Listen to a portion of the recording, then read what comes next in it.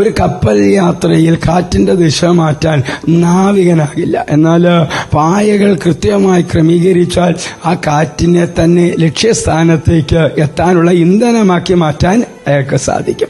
ദൈവവചനം ഇപ്രകാരം പറയുന്നു, ഭയപ്പെടേണ്ട, ഞാൻ നിന്നോട് കൂടെയുണ്ട്. ഭ്രമിച്ചു നോക്കേണ്ട, ഞാൻ നിന്റെ ദൈവമാകുന്നു. ഞാൻ നിന്നെ ശക്തീകരിക്കും, ഞാൻ നിന്നെ സഹായിക്കും. യെശയ്യാ പ്രവാചകന്റെ പുസ്തകം 41 അധ്യായം 10 നമ്മുടെ ജീവിതത്തിൽ അപ്രതീക്ഷിതമായി വീശുന്ന പരാജയത്തിന്റെയോ രോഗത്തിന്റെയോ കാറ്റുകളെ തടയാൻ നമുക്ക് കഴിഞ്ഞെന്ന് വരില്ല. എന്നാൽ വിശ്വാസമാകുന്ന പായകൾ ശരിയായി ക്രമീകരിച്ചാൽ ആ പ്രതിസന്ധികളെ മറികടക്കാൻ ദൈവം നമ്മെ സഹായിക്കും.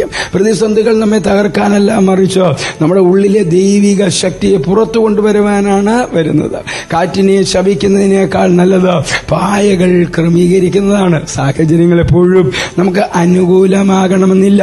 എന്നാൽ ദൈവത്തിലുള്ള വിശ്വാസം ഏത് പ്രതികൂല സാഹചര്യത്തെയും നമുക്ക് അനുകൂലമാക്കി മാറ്റും. ജീവിതത്തിലെ കൊടുങ്കാറ്റുകളെ നിയന്ത്രിക്കാൻ ശ്രമിച്ച് സമയം കളയുന്നതിനേക്കാൾ ദൈവത്തിലുള്ള വിശ്വാസത്താൽ നമ്മുടെ മനസ്സിനെ നിയന്ത്രിക്കാൻ നാം പഠിക്കണം. എന്റെ ഉപദേശം ഇതാണ്: സാഹചര്യങ്ങളെ പഴി പറയുന്നത് അവസാനിപ്പിക്കുക. ജീവിതത്തിലെ കാറ്റുകൾ പ്രതികൂലമാകുമ്പോൾ തളർന്നു പോകാതെ വിശ്വാസത്തിന്റെ പായകൾ ദൈവത്തിന് നേരെ ഉയർത്തുക. അപ്പോൾ ആ കാറ്റുകൾ നിങ്ങളെ തകർക്കുകയില്ല, പകരം നിങ്ങൾ ആഗ്രഹിച്ചതിനേക്കാൾ വലിയ ഉയരങ്ങളിലേക്ക് നിങ്ങളെ എത്തിക്കും. ക്രിസ്തുയേശുവിലൂടെ നിത്യതയ്ക്ക് ഉതകുന്ന ഒരു നല്ല ദിവസം ആശംസിക്കുന്നു.